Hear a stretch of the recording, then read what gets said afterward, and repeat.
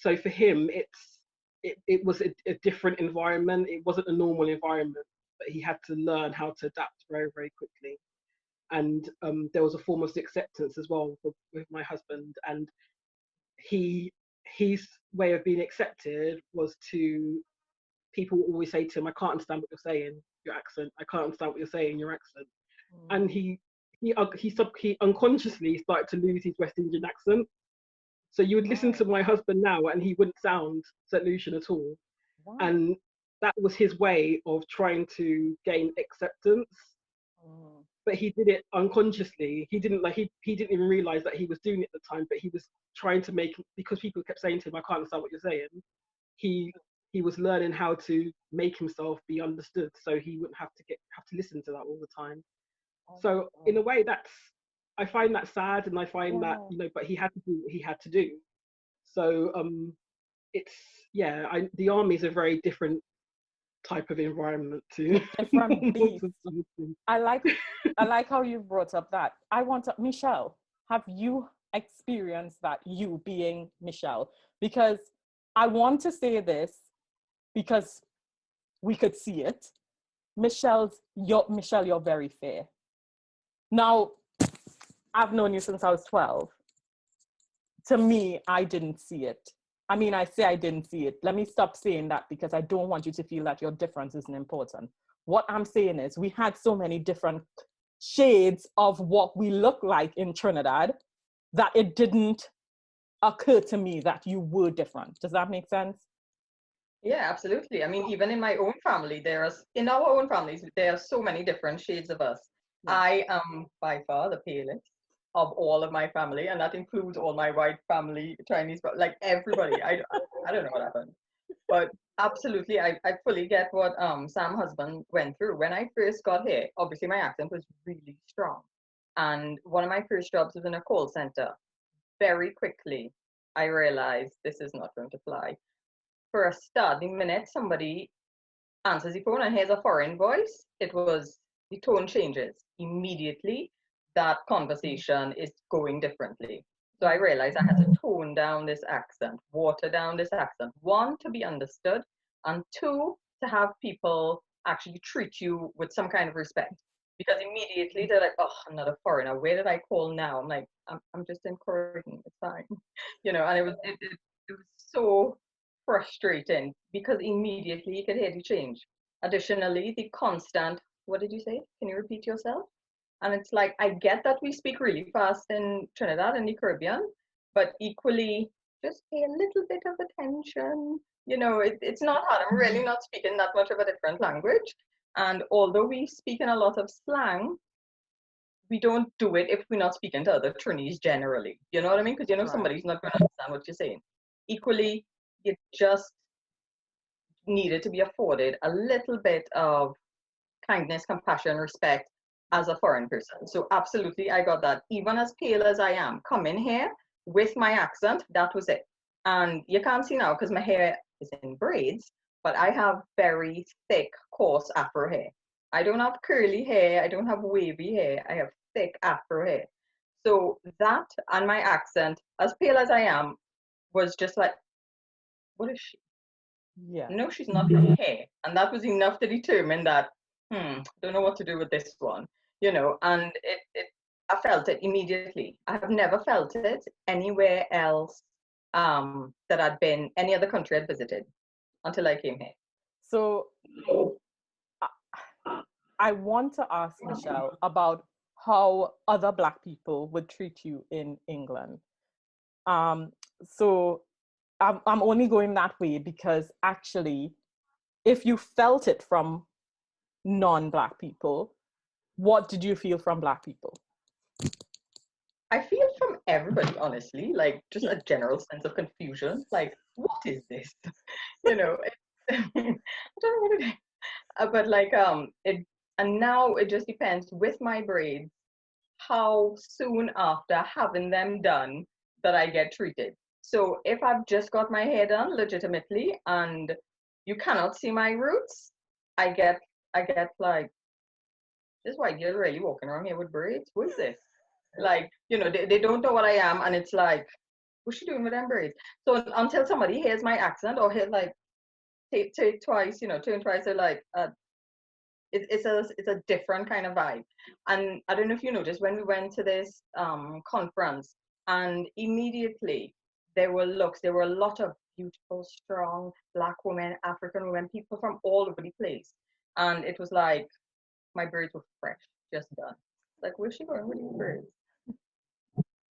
But as soon as it starts growing out, and like people genuinely take a second look, and as soon as they could see my roots, they're like, oh, wait, hold on, what?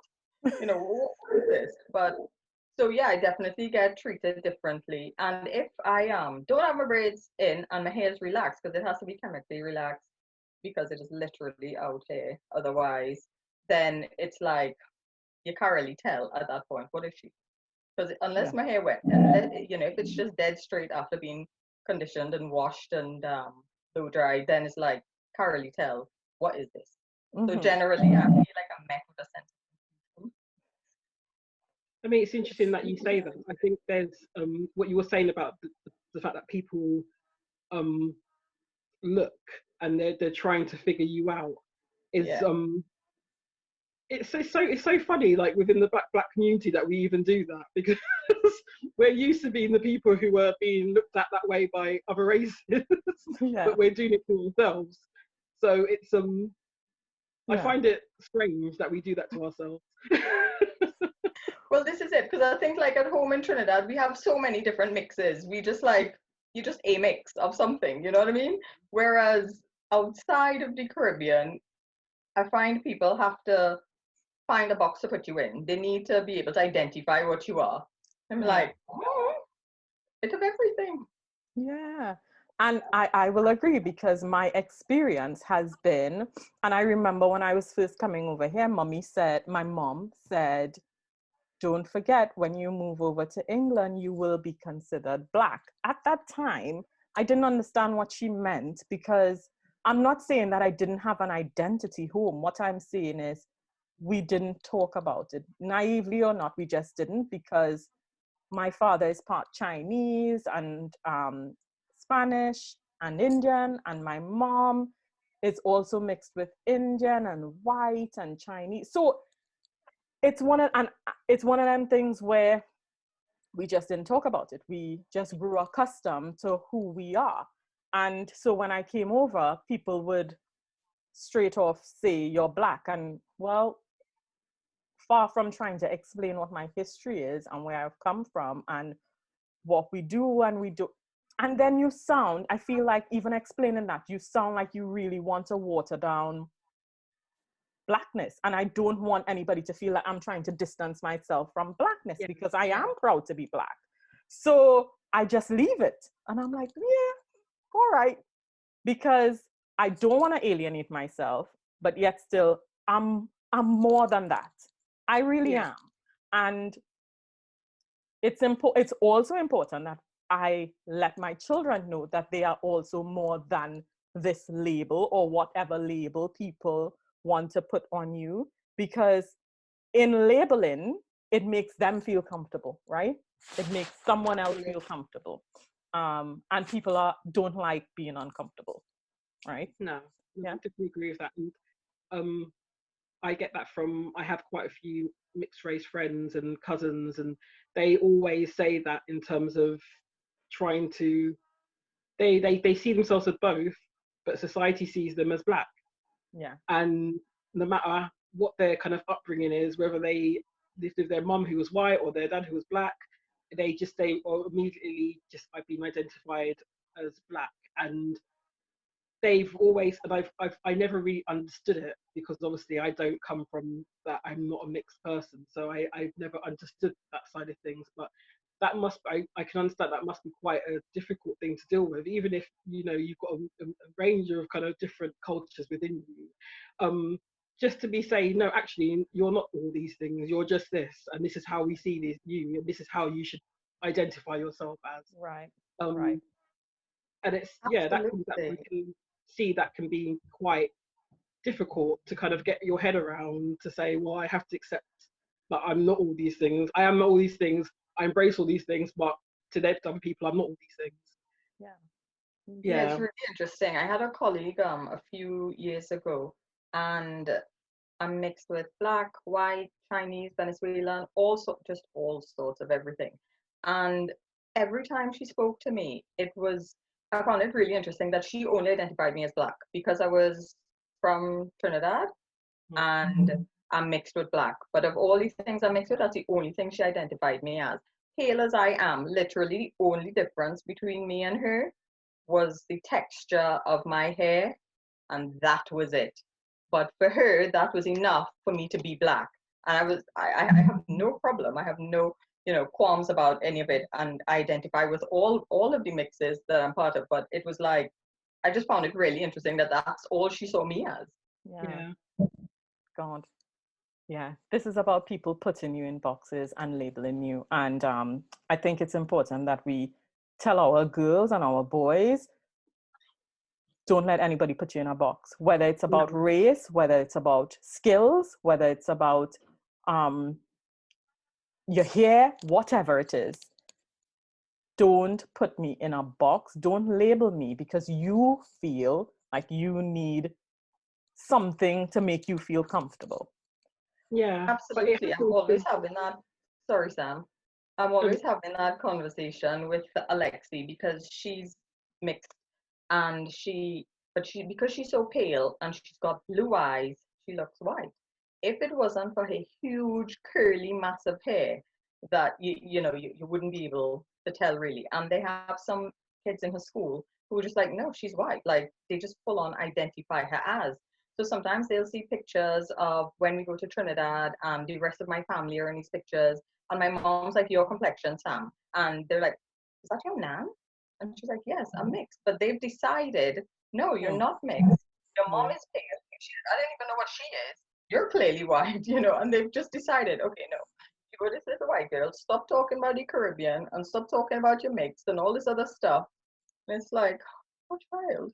But it's almost like when you wonder if the people who are doing that are seeing it as an advantage to her, that she sees herself as white rather than black. Yeah. If we're all seeing you as white, then you should go with it, kind of thing. Right. That's interesting, actually, and it didn't even occur to me. I never thought of that. That's really interesting. That's a good point. Yeah, and that because if everybody else would see even you as Michelle as black, then for her that slight difference with the blue eyes, could be like, well, you could be one of us. Exactly. Yeah. But you don't know what their thinking is behind, and it's all this thinking and all this the way people put you into boxes.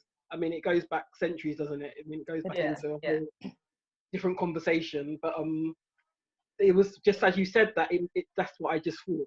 Are they encouraging it is something she struggles against, and she's like, no, I'm mixed, because she fully identifies with her Trini heritage and that aspect of it. Every chance we get, we go home to Trinidad, and we'll be in Trinidad for 3 to 4 weeks when we do go. So she's completely immersed, and it's her second home, and she's fully aware of that, completely identifies with it. So when people decide like, no, you're white, British, she's like, hold on, this whole other part of me that you've just completely stripped me away from.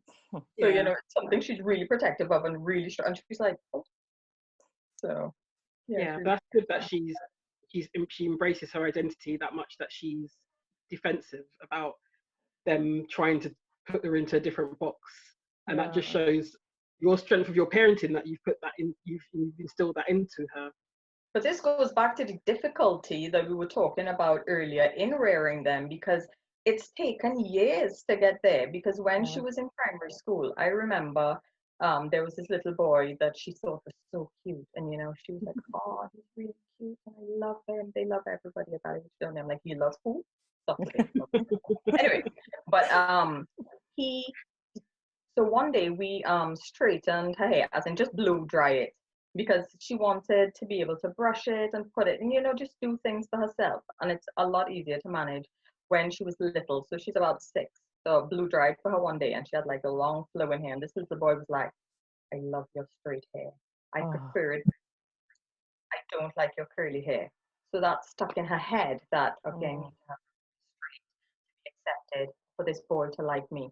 So, it took a lot of work, just us chatting and me making her realize that you have these two parts of you. You have this duality to you. You're mixed. This is a beautiful thing. Your hair is amazing. Yeah. Now, after 7 years later, she doesn't even entertain the thought of having straight hair. She's not even bothered by it. She doesn't want to go anywhere near it. She loves her big curly hair. And I'm like, oh God, that took a lot of work. Thank God.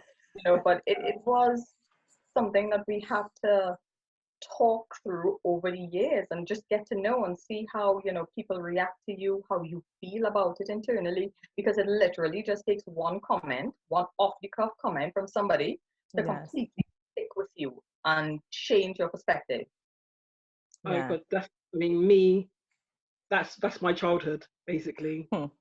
That's my I have I've got other siblings, but my closest sibling is my sister Josephine, and she is fairer than me, and she took the more Indian side of the hair.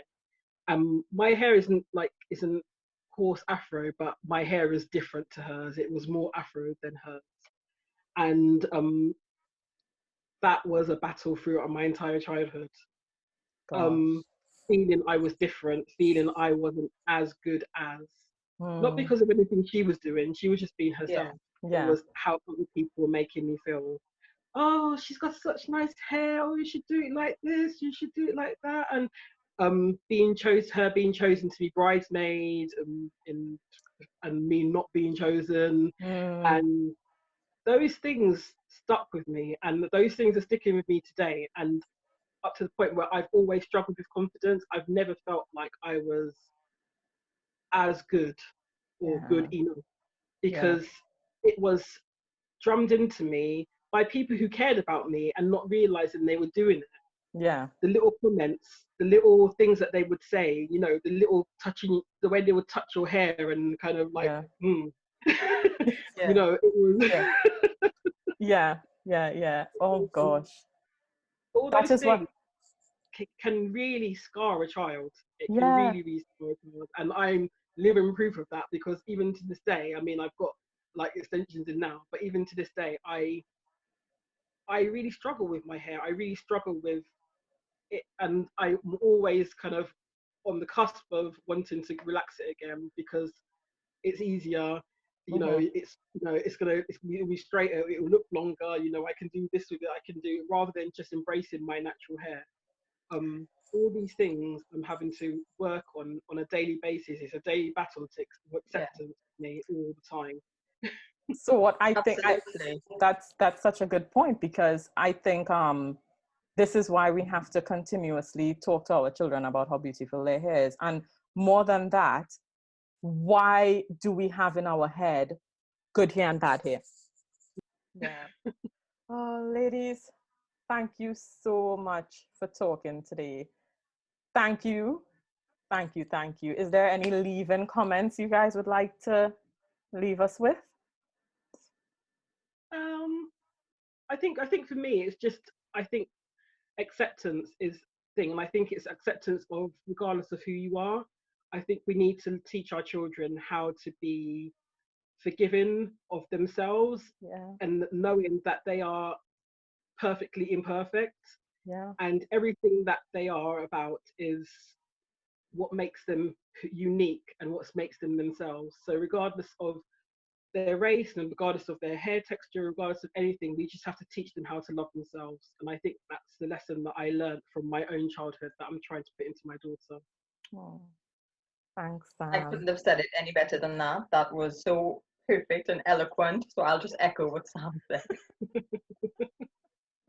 Yes, Michelle. Oh, thank you guys so much for coming on my Cassava Talks. And I'll see you guys later.